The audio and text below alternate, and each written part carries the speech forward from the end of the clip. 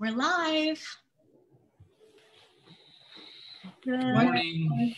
morning, Facebook. Good morning, Peace of Christ, people. Good morning, everyone. There it is. I see it on my Facebook app.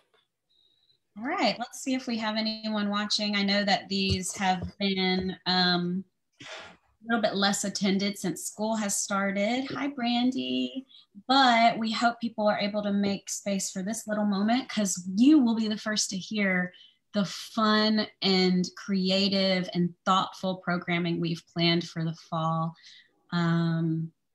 This is adult programming. We're having a separate conversation about kid and youth related stuff. So if you're a parent in our community, never fear, we're being thoughtful about that as well. But don't be surprised when we don't highlight any of that in this conversation. And actually, if you're a parent in this community or otherwise, and you want to help contribute to that conversation, email me, text me, call me, whatever. I'm recruiting some of those right now. Thanks, Matt. Hi, Sarah. Hi, Sierra. Hi, Clark. Also, if you're in our community and you live far away and you found us during the pandemic, also don't fear. Everything we have coming up will be accessible for you in this next season. And so we're excited about it. We have a lot of good energy around what we've got coming up. And so we're trying to tie up Coffee with a Pastor nicely with the bow today so that we can look ahead to the next thing. Yeah. And we all have our coffee mugs this morning. Cheers. We did it. We did 6 months of this random idea we had the moment we realized we weren't coming back on Sunday. So yeah, let's process a little and feel free to share in the comments what Coffee with the Pastor has meant or been for you in this season. We want to share a little bit with you about how that idea unfolded and how it's shaped really our whole lens for how we have been church and also pastored during this crazy season. Hey, Tori. We had a few people. Yeah, thanks for joining us. So basically, it was a Thursday. It was like March 12th. I remember because I was supposed to fly to San Francisco and that didn't happen. When we realized this is not happening. We're not going to church on Sunday. And we had to write out a statement, change everything on our website, figure out what we were going to do. And, nothing against other churches, obviously, but we're just not the type to copy and paste one context for another. So we knew it wasn't going to look exactly like it does on Sunday mornings. And so we had to spend time figuring that out. But I think the first thing we said in that conversation over the phone was, let's go live. Let's just check in with people. And I think it was Matt who said like Coffee with the Pastor. And I was like, there it is. That's the name. Yeah, I'm proud because I thought we were forward leaning and doing this before other faith communities were still talking about, oh, we're meeting this Sunday. We just let it go. Yes. Yeah, we were out ahead. Yeah. Remember we had a meeting the night before, like late at my house, and we were like, we got to watch this. Like, what are we going to do? Yeah. And the next morning we all woke up and we were texting like, yep, we got to shut it down. Yeah. And it felt like very radical because a lot of my colleagues, clergy friends they ended up at the same decision, but it took them like longer to get there. Whereas we were like, oh, well, like we just have to drop this. But what was good about that was it gave us more time to plan what we wanted to do. And that's kind of where Coffee was born. And we went live on Monday. And we were 5 days a week for months. Mm-hmm. And I think in April, we started Coffee with a Guest Pastor. In like June, I think we dropped Fridays. In July, we dropped Mondays. Mm-hmm. And, it's been a lot. It's been a lot. I do want to say we made this decision knowing that we had the leadership capital, or that we knew that our community would go along with it. So, I mean, this isn't just us. It's about knowing that our community is cool with being nimble and that they trust us. to, hey, let's shift and go. So kudos to the whole community. Which I think is a value of ours, that we're able to, like you say, be nimble, to turn on a dime, to hold things lightly. And when something isn't working, all right, let's dream up the next thing. And this was one of those things that we felt would meet a need for us in our community in a time of crisis. So here we are, we've been doing this space online, so many weekdays since then for half a year. A year almost, you guys. Yeah. My earring just fell off. I think it really formed how we did Sundays. I really think it shaped Sundays. And I don't know. Let's see. Let's look at, Sarah said, it has helped me ground back into God's word. I can't thank you enough. Oh, that's a good word. I love that. Sierra said it's been a life-sustaining practice for her. It's introduced her to the community and she said, a community I've never met are now part of my life through conversation and sharing of ideas. She would have been too hesitant to just start church hopping at this point in her life, but now she has this new faith community. That is so, she said, it's helped to know Peace of Christ is supporting mask wearing and social distancing. And that is awesome to hear, because it's encouraging for us, because we've been pretty strict compared to a lot of people. So, wow, thank you for sharing. Well, what if we went around and shared what it meant to us a little bit? And we'd love for you to continue sharing in the comments if you have any memories or significance around this season, what it's meant for you. Jana said she just likes seeing our faces on days other than Sundays. And that really segues well, because for me, Coffee with the Pastor has meant, it has meant connection and pastoral presence. And it was really important to me that we didn't just fall off the map. We weren't meeting on Sundays, and just meeting on Sundays didn't feel enough for the anxiety and stress and overwhelm that the season had brought upon us, and especially in March and April. And so I wanted us to be a consistent presence that was available. And even if you couldn't be there live, or even if you only participated once a week, just knowing we were there, I was hoping that would be meaningful to our community. And that really is what meant most to me, was that we had created a space of connection in our community that was consistent and ever present.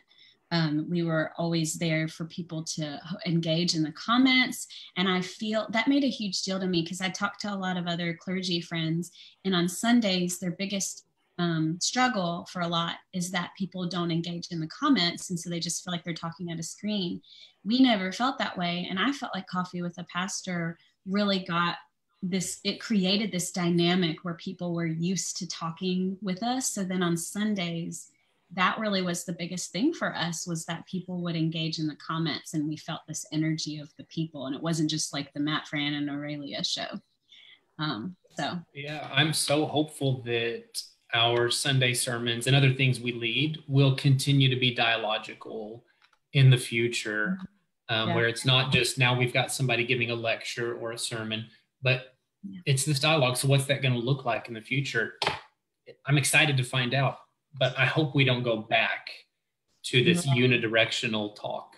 Yeah. Well, although if we ever meet, the next time we meet in person, I'll feel a little bit better during it's funny, because live, I want people to comment during the sermon, because then I know they're listening, and you can't know unless they're commenting.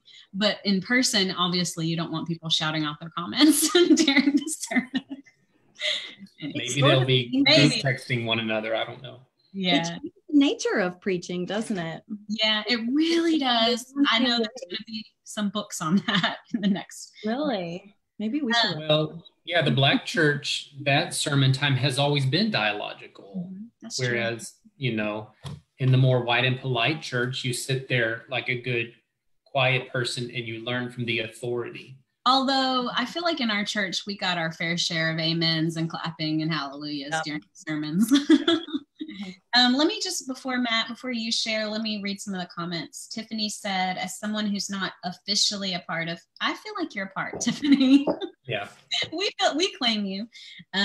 She said, it's been such a wonderful way for me to once again feel part of a spiritual community. It's been a long time.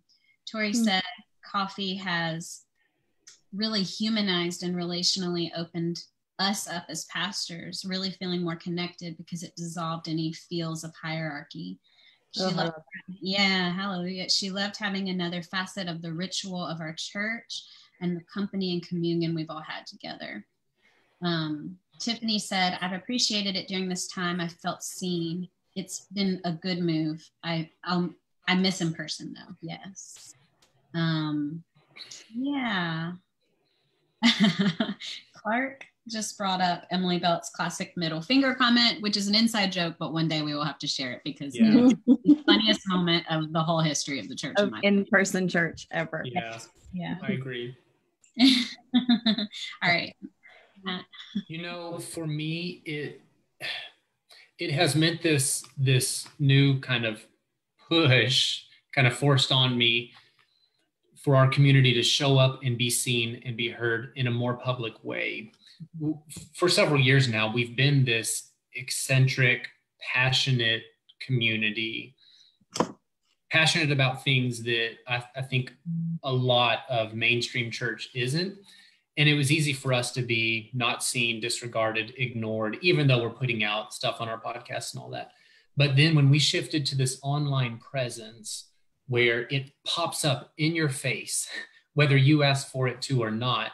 And now you find yourself hearing from Aurelia Fran or Matthew about how Black Lives Matter, about patriarchy, about sexism, about heterosexism, all these things. All of a sudden, this was jarring for a lot of people in my history and perhaps in yours too, where they're going, oh my God, this is what pastors talk about? Can pastors talk about that stuff? Or this is what Christians believe? Like, I thought Christians all believed this prepackaged, kind of neutered, sterilized set of ideas that really doesn't have much to do with our life today. It just has to do with getting people to heaven. So now, you know, we have people that are all of a sudden going, oh my God, is it okay that pastors can do this? I did a whiskey with a pastor one time. Is it okay that, you know, pastors can show up at 10 a.m. drinking whiskey to talk about something? I did periods. What's that? Oh yeah, Aurelia talked about periods, right? Yeah, so, and I have a quote about, it's created a lot of tension. I have a quote about that I want to read, but I want to pause and just see Aurelia and Fran's thoughts on that. I mean, it did, for better or worse, it gave us a space to be our authentic selves. Yes. And there we were. I'm going to say better, damn it. Yeah. I agree. So that has created tension for some people. They've had to now be confronted by the fact that, like, there is this other way to follow Jesus. And it's not just white and polite, a phrase we use a lot around here. It's created tension. And I wanted to read this line from Dr. King's Letter from a Birmingham Jail. It's a letter, a piece of work I return to often because it's really this work challenging the white moderate and the white moderate Christian. And he writes in there at one point, I had hoped that the white moderate would understand that the present tension in the South is merely a necessary phase of the transition from an obnoxious negative peace, where we are passive, the Negro is passively accepted in his unjust plight, to a substance-filled positive peace, where all men will respect the dignity and worth of human personality. Actually, we who engage in nonviolent direct action are not the creators of tension. We merely bring to the surface the hidden tension that is already alive. We bring it out into the open where it can be seen and dealt with. And this reminds me of so many things, one of which is that so many people would rather that Jesus' radical teachings be forgotten and we just think about saving souls and getting people to heaven. Jesus' radical teachings are incredibly political. There's no getting away from it. they have a lot to do with how we arrange our society. I try not to delve into partisan politics, but there's no getting away from the way that Jesus' radical teachings are political. Mm-hmm. And we were, that's not new. That's not something that we just started doing when Coffee with a Pastor started. We were already doing that Sunday in and Sunday out.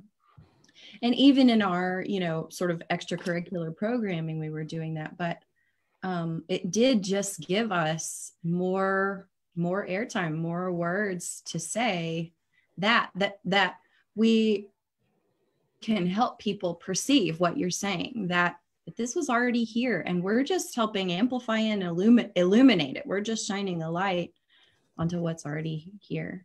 Yeah. Mm-hmm. Which sort of, I guess, transitions. Can I transition? Okay. Yeah.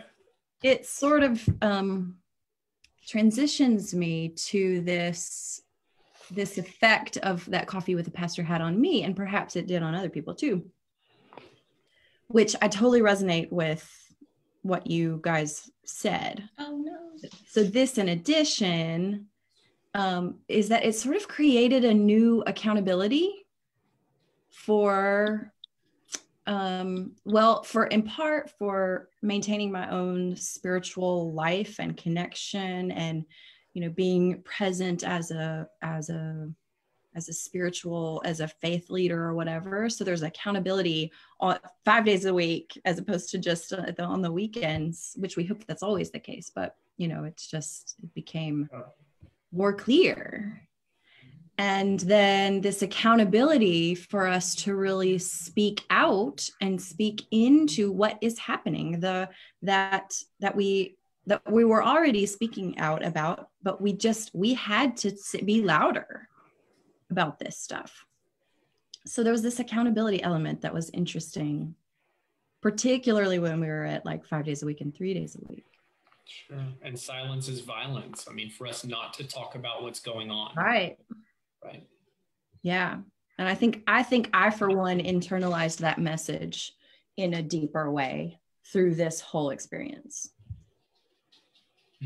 Doing Coffee with a Pastor. Yeah. Thanks for sharing. I think I froze up at some point, so sorry if I'm a little bit quiet. But I couldn't hear for a second. Talk about what comes next? Yeah, let's do it. I'm so excited. You guys, Fran, Matt, and I have not met in person for 6 months. And last week during our staff meeting, we were like, oh my gosh, this is not enough time. So we had a socially distanced meeting that same night, and we just being in each other's proximity, the energy, the excitement was like, we just planned so much. And I'm so excited because it's hard to plan during these times. But it feels like 6 months under our belt, we have an idea of how we can make things work. And it just felt really good to be excited, because most of the planning has just sort of been like, in a space of lament, in a space of limitation. So I'll tell you guys about what's happening every Tuesday in September. So this is our last Coffee with a Pastor. Kendall on last Tuesday was our last Coffee with a Guest Pastor. So we're moving into new spaces. We won't be checking in as much during the week, but we won't leave you completely hanging. This Tuesday and every Tuesday for the rest of the month, we will have a kind of like space similar to this, similar length, about 15, 20 minutes. And Anna Chelsea, oh goodness, I didn't even pull up any of her information. If you guys look at the graphics on all our social media and on our cover photo, you can see the details of what's happening. But basically, we are having a little miniature anti-racism trainings for the whole month of September. We see a lot of the racial injustice going on. We see a lot being brought to light. And we want to know what we can do. Well, you can show up and you can use this free resource, not free, we're paying for it, but free for you, to have a little bit of anti-racism work for 15 minutes every Tuesday. So Anna Chelsea, you can read her bio on our Facebook post, but Ana Chelsea Velasco Sanchez, she offers education, coaching, consulting, writing. She's an artist. And she is a part of a lot of different projects that are a part of at the intersection of spirituality and racial justice. And so she is an amazing speaker, very thoughtful, and you can follow her on social media. But she has this concept of interlocking justice practices. And it's the idea that we have all of these different ways that we practice justice, and she wants to tie them all together. So we're talking about spirituality, we're talking about embodiment, we're talking about all these different ways that we practice justice, and we're connecting them. And you can read more about it on our socials because we've already posted. So that's every Tuesday at 1 Central for about 15 minutes. Put it on your calendar, and let's engage in the comments with her too, so that she feels like we're, if we're able, this is a golden opportunity, folks. Yeah. It's free for you to get professional anti-racism training. Yeah. It's golden. Yeah. Thanks. Don't miss it. Yeah. Can I shift to the next one? So we will also be holding these weekly midday devotions that go by the name of Sext. S-E-X-T, spiritual space at the noon hour. Sext is the Latin title for those midday prayers at the 6th hour, sixth hour. So we're going to talk about Sext, baby. We're going to talk about you and me and us, and as a community, and us gathering together for this spiritual space at the noon hour. I believe it's on Thursdays. I could be wrong. Yep. Thursdays at noon. So on your lunch break on Thursdays, you can just tune right in to Sext, spiritual space at the noon hour. And it is a coffee with the pastor moment. So if you liked this moment that we've been doing for the last 6 months, it is very similar. We've changed the time. This coming Thursday, we'll have group Sext. You said that. I'm just excited. We'll have group Sext where we're all there, all 3 of us, and we'll have a word for you. And then we'll rotate. So once a week, it'll be either Matt, Fran, myself, or the group on Thursdays at noon. Yeah. Yeah. This is going to be fun. It's going to be a good weekly check-in. I already know what I want to talk about one day. Oh, and I have a comment. Does it overlap with the Nevertheless? Nevertheless, most of that is happening in the evenings. So there may be an overlap, but like I said, it's just 15 minutes. So I don't think it's going to overlap. Yeah. Yeah, good question. We're going to have so much fun with Sext. Yeah, can't wait. All right, Fran. We are a sex positive church, Clark says. That's right. Sorry. Okay. Lots of jokes coming. Lots of jokes. Hey, if we go viral, we'll get some free marketing. So. Yeah. So speaking of, so our next preaching series, which actually begins next week, okay, not this Sunday, but the following, which is the 13th of September. Our next series is called Embodiment. And we're using kind of a play on words. It's called embodiment, meant M-E-A-N-T. As in, we as human beings, oh, it just started raining. Yep. You hear it? Okay, focus. We have 4 minutes. We are meant to be embodied, and the church has a long history of denigrating the body and denigrating our embodiment and casting sort of a negative light on, the flesh. But we're doing a 3-week preaching series that celebrates embodiment, that explores it, that we're going to talk about some of the tricky aspects of being embodied. And so we're excited to present this. It's just a little brief 3-week sermon series, but it's one we've been kind of mulling around in our brains for a while, right? At least a year. Yeah, we've had it planned for the fall since February. For a long time, yeah. So we're doing it. And you know what? This is the time, because this is the time when bodies are at stake. So here we are. Reach. Okay. That was good. We talked about this a little bit ago, like this community has brought together a diaspora of like-spirited people wherever you are. And it's also unfortunately caused us to not get to spend as much embodied life together. One of our solutions to this that we're facilitating for the community is what we are calling speed friending. You've heard of speed dating, but now we have speed friending. So we're going to be facilitating the time of us getting to know each other. Yep. It's going to be fun. Yeah. It feels playful. Yeah, so think of how awkward Zoom is, how we're all tired of Zoom. We think we have created a way to make it funny and easy to connect with a bunch of people and then be empowered to follow up with those friendships. We're very excited. That's on September 25th. Did you say that? Friday night? Thank you. I forgot. And then we'll see how that goes and plan more as needed. Okay, so we are bringing it back old school and doing a Wednesday night Bible study in October. How creative. Yeah, it's amazing. I'm going to be leading it. We are going to go through this book, The God Who Sees. Everyone buy a copy today. It's so easy to read. You're supporting immigrant woman of color, Karen Gonzalez, and she wrote this book. She goes through the Bible and talks about the different immigration stories in the Bible. She weaves them into her own immigration story. It's so easy to read. I read it in less than 24 hours. And we're going to have a Bible study and we're going to talk about this book.